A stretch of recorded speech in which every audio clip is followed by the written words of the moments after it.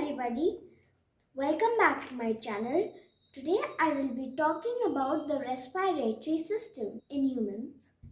But do you know what's respiration? Respiration is the process by which oxygen is taken in and carbon dioxide is given out. We have two types of respiration: external respiration and internal respiration. External respiration is between the lungs and blood, and the internal respiration is between blood and tissues. The passageway that air takes from the nose up to the alveoli in the lungs is called as the respiratory tract. Our respiratory tract is divided into two parts. The first one is upper respiratory tract and the second one is lower respiratory tract. Upper respiratory tract starts from the nose up to our larynx, and the lower respiratory tract starts from the trachea up to the alveoli in the lungs. This picture shows the anatomy of our upper respiratory tract. If we talk about the respiratory system, nose is the only visible external part of our system.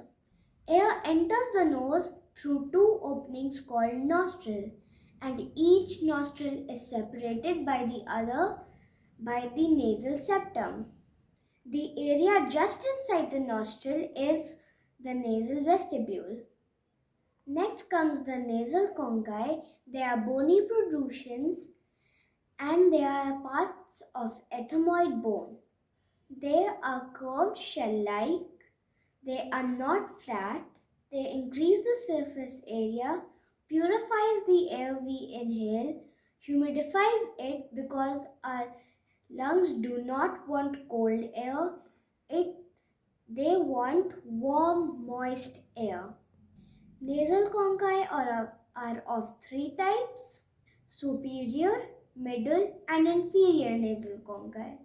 These passageways between our nasal conchae is called nasal meatuses. It is through these passageways our air enters.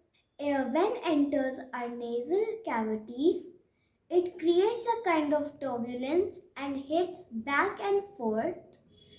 Due to whatever dust we inhale, it gets trapped in the nasal mucosa, and clean warm air enters our lungs. We even have hollow spaces in our skull called frontal sinus and sphenoidal sinus. These sinuses lighten the bones of the skull and help in production of mucus and sound. Our nasal cavity is separated by the hard palate and soft palate, and a small projection hangs from the soft palate that is called uvula. We have three tonsils, which are masses of lymphatic tissues, and they help in fighting germs, and they are pharyngeal, palatine, which are on the either side of soft palate, and lingual, which is under our tongue. After nasal cavity, air enters our pharynx, that is our throat. The pharynx is divided into three parts: nasopharynx, which is above the soft palate; oropharynx, which is between the soft palate and the hyoid bone; and laryngopharynx, that starts from the hyoid bone up to the larynx.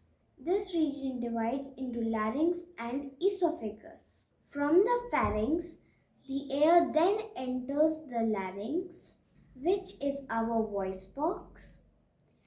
This image A shows the anterior view of the larynx, and this image B shows the posterior view of the larynx. Our larynx is located between cervical 3 and cervical 6 vertebrae. It is made up of cartilages, and the biggest cartilage is thyroid cartilage. And there is a point that is protruded out called the Adam's apple, and it is clearly seen in men's neck. Next important cartilage is the cricoid cartilage. It's smaller in the front, but it's bigger at the back. The cricoid cartilage is joined with the thyroid cartilage with a ligament called cricothyroid ligament. And similarly, thyroid cartilage joins with the hyoid bone with another ligament called thyrohyoid ligament.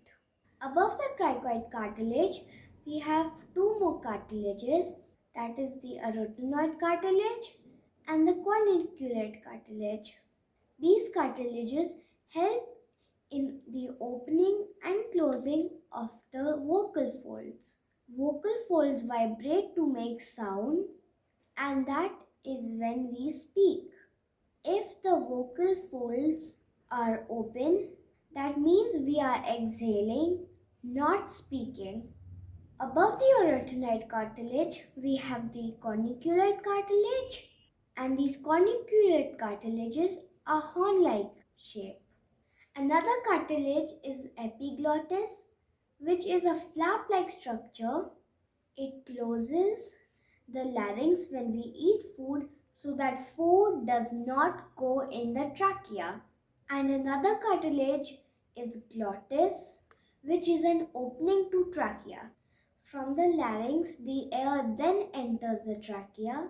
So, I have told you about the upper respiratory tract by now, and I will be telling you about the lower respiratory tract in my next video.